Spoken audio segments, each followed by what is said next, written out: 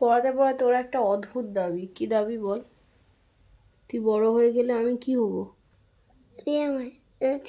শুভজিৎ। না, তুই যদি বড় হয়ে যাস আমি কি হব? ছোট হয়ে যাবে। তো আমি ছোট হয়ে গেলে কি করবি? তোমার পড়াবো। তুই আমাকে পড়াবি? তারপর?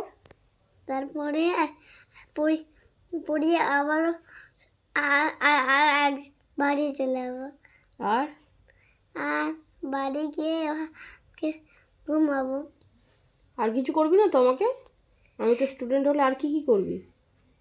আর কি কি করবো? হ্যাঁ, কি করে জানলাতে বই থেকে হাওয়া খাবো।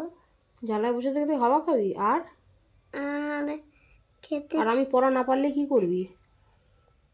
পিটবো। তুই আমাকে পিডিবি আমি পড়া না পারলে? আর কি করবি?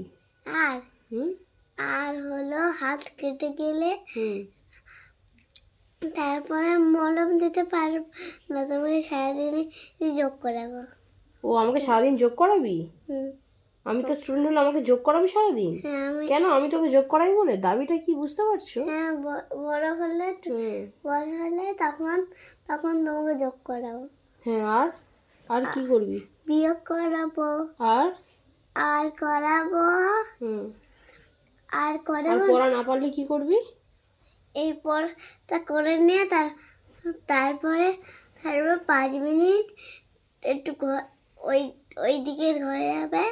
তখন ঘরে গিয়ে একটু একটু একটু টিভি দেখে নিয়ে আবার চলে এসে তখন আবার পড়ে নিয়ে 5 মিনিটে বসে একদম বই ছুটি দিয়ে দেবো। আর আমি বাড়ি চলে যাবো।